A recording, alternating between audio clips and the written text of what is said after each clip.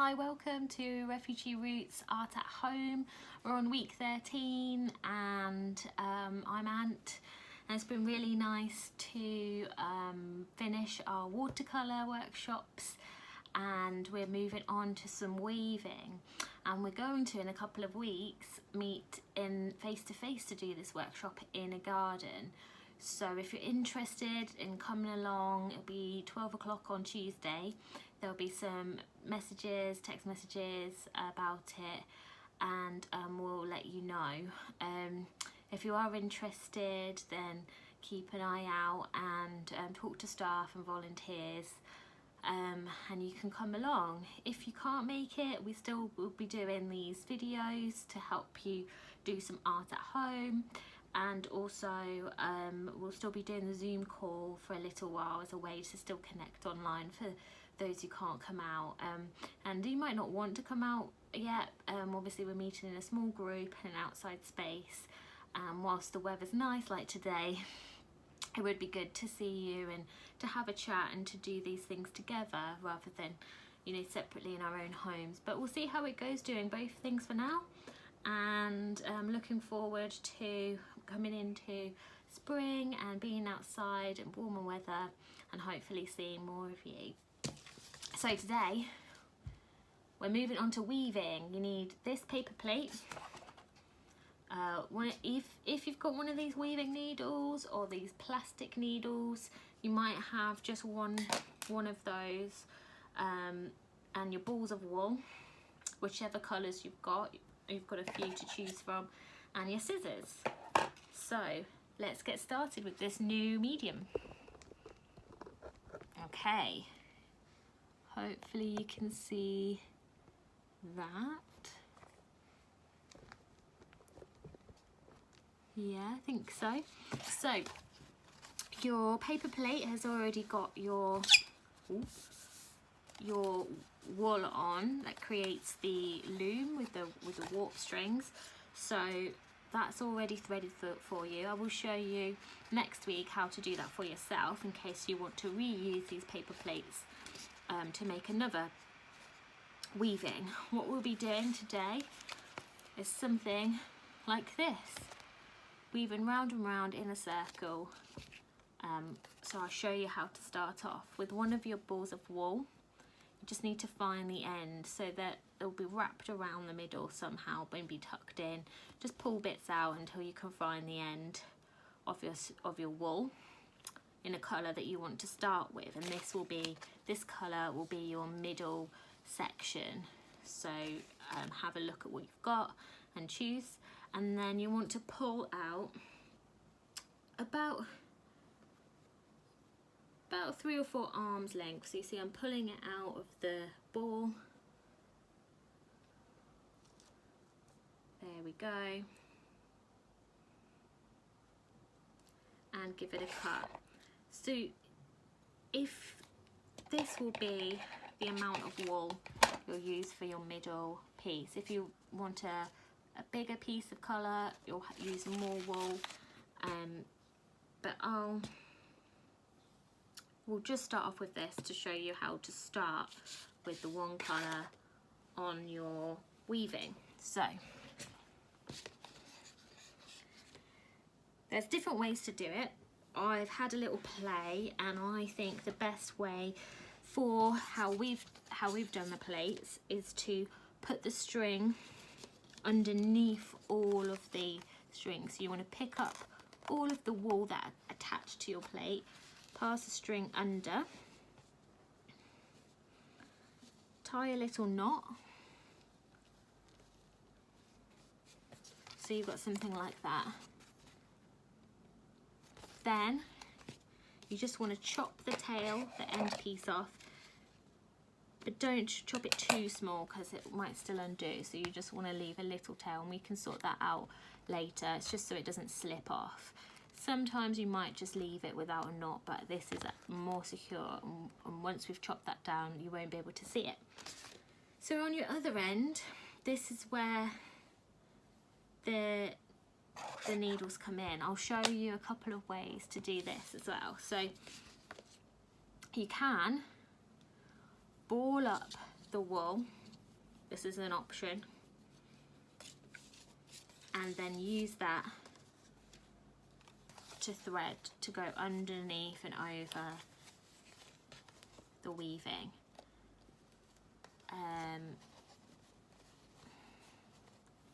Like that. You can do that. It just might get a bit tangled up, and this ball of wool might get a few knots in. So if I undo that, but you can do it if you lose your needle, or if you don't have one in your pack, check that it's gone to the bottom of the bag. You can use this one, or you can use this one. And if I show you with this plastic one, we find the other end that's not attached to the plate, and this has got quite a big eye, so it's actually not that good for stitching, but really good for weaving, because it's not that sharp either, obviously, being plastic. So pull a bit through, and that's your weaving needle. So where it comes out in the middle of your paper plate and your weave, we're going to go under the first one, over, so we skip that one, and then under the next one. So all weaving is the very basics of it. And once you know this, you will be able to take this to the next couple of weeks weaving. It's the same each time, so you can see I'm going over the next one, so I need to go under the next one, over the next one, under the next one. So I'm doing this just a few at a time because it can get a bit tangly when you've got a long piece of string, and because at the start you want to check that it's looking right. And at the start it is quite difficult to see because it's very small, but as the circle grows, it will start to look better. So don't worry if you can't see it now. You might not be able to see the mistakes. I've often gone over 2 or under 2 accidentally, and that can leave different kind of designs and gaps in your weave. Some that you might want, actually, you can use that to make things, but we're starting with the basics and the simplest one, and once you know that, then you can experiment. So if you can see that, we're going to go over this one and under this one. You can get a bit caught on the sides of your paper plate with the needle as well. I tend to hang it a bit upside down so it doesn't get caught. And if I show you like this, we're going over, under, over, under, over, under. Don't go too quickly, and remember to pull it through. You don't want it too loose, and you don't want it too tight, so just keep pulling it round, and it won't look like much to start with, and keep turning your plate as you go around with it. So yeah, over. So if you've gone over this one, the next one's under, over, under, over. So take your time. I try to do it quickly, and I made mistakes, and then you can see it as it gets bigger if you've made a mistake. So hopefully you can see as this one is going over this one, we're going under this one, like that. So we're going over the next one, under the next one, and pull it through, and keep kind of tucking it down so it forms like a kind of even circle.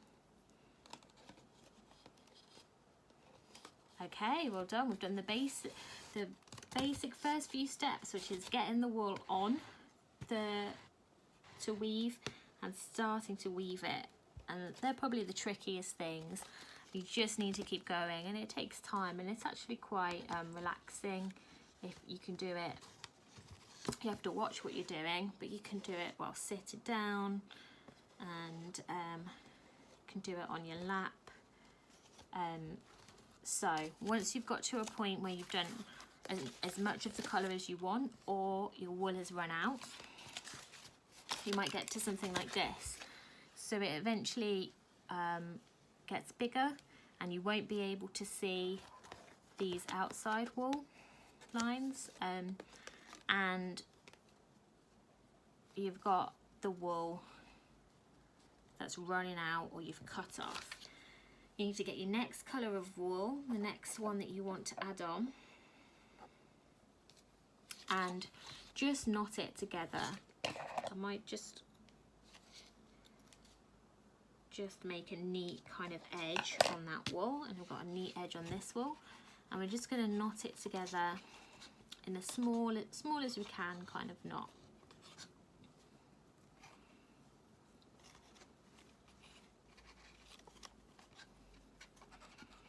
There we go. And then trim the tails, not too short, but so there's a little bit left. And then you can continue weaving, and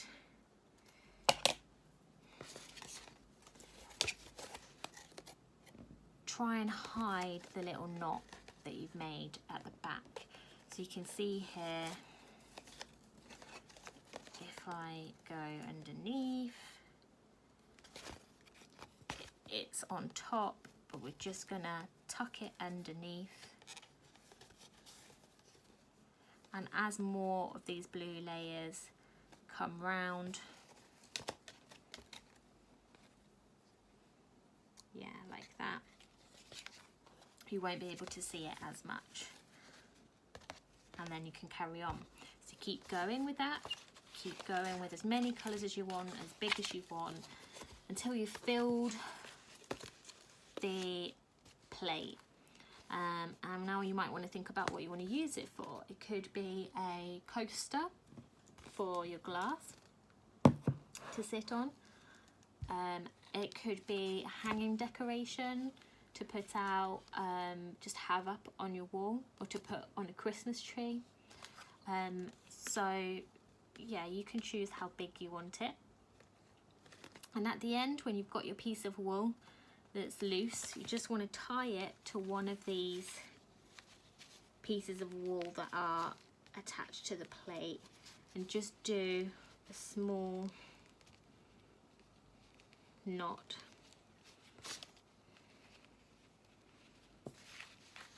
On the wool there. And don't worry about if it looks a bit messy, because we can add, push it with the rest and hide the knot. So the last bit, which I'll show you, is taking it off the paper plate. Now to do this, we actually have to physically take off the bits of string that are around the edges of the paper plate, okay? So you should have little loops like this, which make it quite handy. So if you're careful with the paper plate, it should be okay, and it shouldn't be too ripped or torn, and you should be able to use it again if you want to. And like I said, I'll show you next week how to put these pieces of wool onto the paper plate. So pull off all the bits you can. You might have all loops, you might have some bits on the back that are taped that you can carefully take the tape off. The tape's been holding it in place whilst you've been weaving. Don't worry, because it is paper, it might rip a bit of the paper, don't worry about that. And you might have some things that go across the back as well. Some of these things don't always sit as neatly as that, so you can just cut that off with scissors. And now we've got our round piece of weaving. I can't actually tell which side's which. You might be able to see by the knots. so there's a knot there, so that's telling me that's the back. And now I'm going to leave one of the loops for hanging, because I'd quite like to hang this up. So I'm going to leave one of the loops intact, and then I'm going to cut the rest of the loops. And as I'm cutting each loop, as it's in its own little pair, I'm going to knot them together, and knot it again. So knotting it by putting one side over the other side and pulling it through. I think it's called a square knot, but not pulling too tight, but just pulling tight enough that it feels secure. If you pull it too tight, it will make it kind of bobble up, and you might want it to be more kind of flat. So keep going all the way round.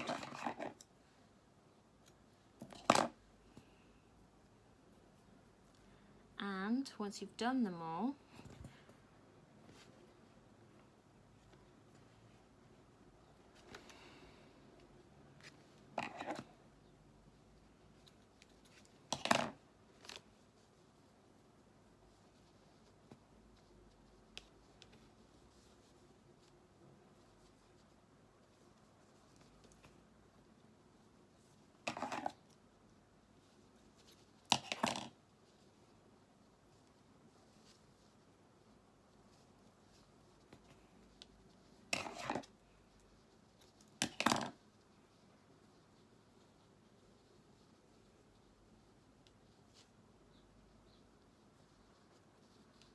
there we go. I mean, once you've done them all, apart from if you want to keep one to hang up, which, unless you're going to use it as a coaster, it might be good to have one to just use it to hang up. If you've got a spare one as an odd one, don't worry, just match it up with a partner that's near it. You might have some odd ones, that's absolutely fine. There we go. And you can leave these tassels on if you like the look of them. I tend to just trim them down a bit, so just cut them quite short, but not too short so they slip out of the knots. But just tidy them up a little bit, and tidy up if there's any loose ends you need to knot as well from your wool. Remember, you should be knotting them as you go.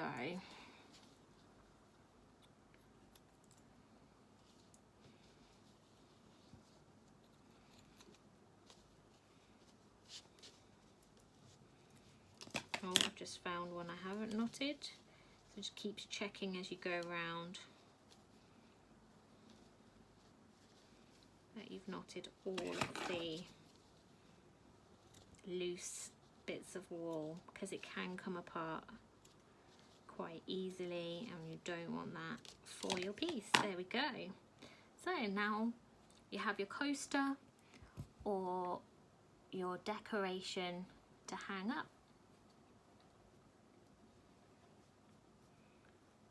There we go. Good job, well done. Give it a go and see how you get on. And I'll see you next week. Bye.